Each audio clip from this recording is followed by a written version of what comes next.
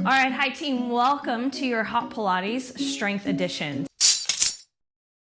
So we're switching it up just a little bit. You still need your dumbbells. So if you have it, you're gonna grab a heavy set of dumbbells and a light set. I actually also have a medium, just because I know what's gonna happen, and then a small loop resistance band. So we will have moments that we can use the heavy dumbbells, but our concept today is really building strength through resistance, persevering through adversity. So whatever that may be for you throughout the class, in the physical practice, in what you're feeling and what you're going through, we push through and we come out stronger on the other side. So you've got your equipment. We're gonna get started on the floor, on your backs. If you have any injuries and you need to modify, feel free. I'm gonna offer plenty of options to make things a little bit easier as well as make things harder and progress them. So you're gonna listen to your body, but go for that strength, go for the perseverance. So you're gonna start on your back. Make sure that your lighter set of dumbbells, or like a medium set, is splitting the middle of your mat right by your side, so that way you don't need to roll up and get them later. Pilates stance, feet flat on the floor, hip width distance slightly forward of your knees. Bring your hands into a diamond shape, thumbs connect, index fingers connect, and place that on your pelvis. As you inhale, you're gonna arch the spine, press your tailbone down, and you'll notice there's a huge space now underneath your low back and the mat. As you exhale, bring the navel in towards the spine, tilt the pelvis again, and press the lower back into the mat. So this is where we start to engage the core. Inhale as you arch the spine. We're not necessarily releasing the belly, but exhale, engage it even more. Two more. Inhale, arch the spine. So you notice how the pelvis, how that bowl can move and tilt forward and back. Last one. Inhale, exhale, curl. Come back to your neutral pelvis, neutral spine, arms to your sides. Spinal articulation, inhale to prepare. As you exhale, tilt the pelvis again, hip points towards the sternum, and then slowly peel the hips up off the floor, finding your bridge at the top. Inhale, breath. Exhale, roll down, one vertebra at a time. You've got three more. Inhale, hips touch. Exhale, use the core to engage. Match the movement with the breath. Inhale at the top. Exhale, roll down. As you're breathing in, you're breathing laterally into the sides of the ribs and into the lower back. So you're not taking a big breath and filling up the belly, because you want to keep the core engagement. Inhale, exhale, articulate, roll up, round and roll up. Inhale at the top. Exhale, roll down. Finding control, neutral pelvis, neutral spine. Reach down, grab your dumbbells. Elbows go wide or about 45 degrees. On this one, you're gonna puff out the upper back. So puff out the chest, drive the feet down, squeeze the glutes. You have one chest press and then one chest fly, where you're gonna keep the rotation and squeeze the chest. So the arms will go straight overhead here, and then keep the 90-degree bend, squeeze the chest, forearms, elbows, coming towards each other. They won't necessarily touch. One chest press, one chest fly. Keep the core tight, keep the upper back. The reason that we do this with the spine is so that you can really target into the chest. On your chest press, option to add the hip lift on both of those. So hips can go flat back bridging, down and up. And then make sure on the chest press here that your weights are not connected at the top, because you're gonna lose some of the squeeze, some of the activation through the chest. So you wanna press the arm straight up. On the bend, your dumbbell, your wrist is right on top of the elbow. The hands are not close to the chest. So we're looking for precision in the alignment and how we're holding the weights, because that's gonna make a difference on how we build the muscle, and if we can keep the strength, keep the endurance, and keep the time under tension. Last 5, 4, 3, 2. Last one, release the dumbbells. Both legs come into a tabletop position, knees stacked right on top of the hips, hands go behind the head. Inhale, just an ab curl, exhale, lift, head and shoulders peel off. Inhale, lower, exhale, lift.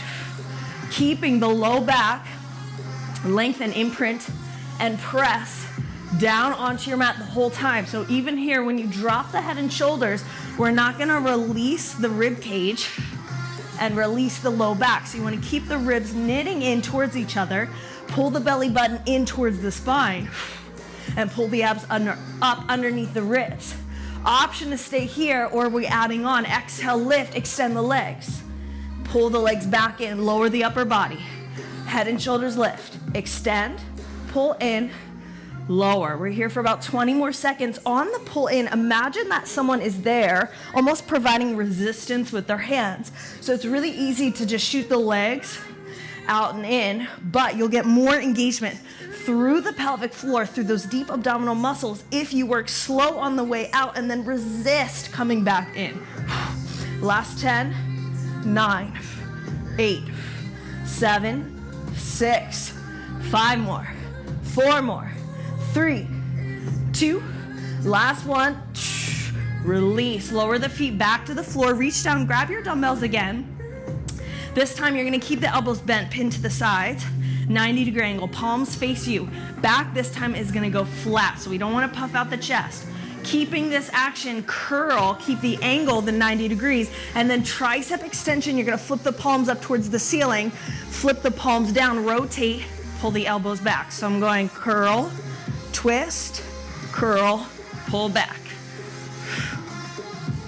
So it's a 90-degree curl. I keep the shape, pull it back, and then just rotate palms to the ceiling. This is gonna be super challenging on the shoulders, but I also want you to feel this in the core as you press your back down into the mat. Keep the shoulders plugged into the back body, so we're engaging front and back core, the whole thing.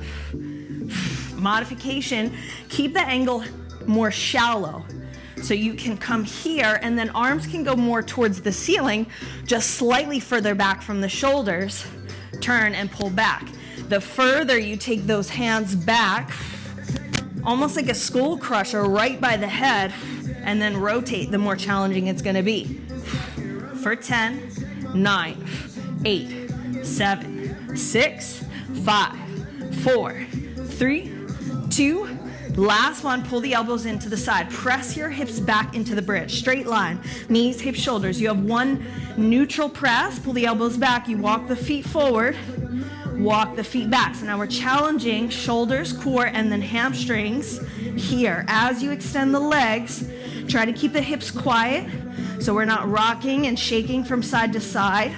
Alternating the lead leg every time.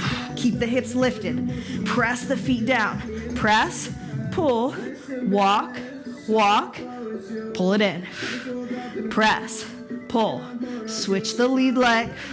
The further you take the legs out, the harder it's gonna be. So modification, just tiny steps forward, tiny steps back. Advance, you're gonna start to almost take the legs into a full extension. You can actually go onto the heels, woo, and walk the legs straight. Elbows are there to help you. That's why the arms are down by the sides rather than up towards the ceiling. Press the elbows down into your mat for 10, 9, 8, 7, 6, 5, 4, 3, 2, last one. Keep the hips up, keep the arms up. Now dip the hips. Just the hips, down and up. Flat back bridge. Squeeze the glutes. Lower to a hover. Hips don't touch. Flat spine. So we're not arching through the lower back. The whole torso hinges from the hips. Dip down and up for 8, 7, 6, 5, 4, 3, 2, last one. Lower your hips. Release the dumbbells. Hug the knees in towards the chest. Grab the backs of the thighs. You have 3 rock and roll. So this is going to help release any tension in the lower back. On the last one, make your way forward. You're on all fours. Shoulders over wrists, knees underneath the hips. Tuck your toes. You're going to pike your hips up. Use your core. Right hand reaches towards left ankle. Drop the knees. Tap. Switch. Tap. Switch. So we're alternating sides. Heels don't have to touch the floor. But instead of thinking downward facing dog, where more weight is back on the feet, I want you to think more of a pike through the hips, engagement of the core, and then working the stability through the shoulders. Grip the floor with the fingertips, spread them wide.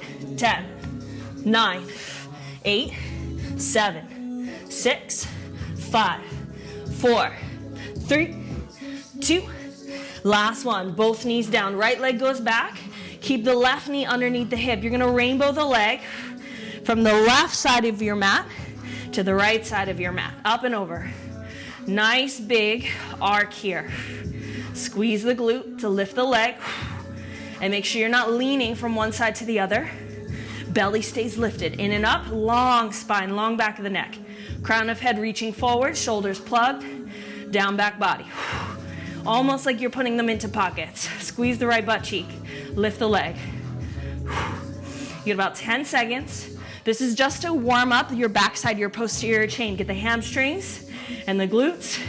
Make sure they're awake and ready to rock. 3, 2, last one. Bring the right foot forward, step it in between the hands. Lift the back knee, come on to the fingertips. Inhale, chest forward, low lunge.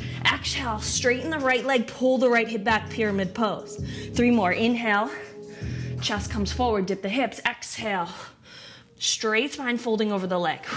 So you're gonna start to feel the stretch through the right hamstring. Last one.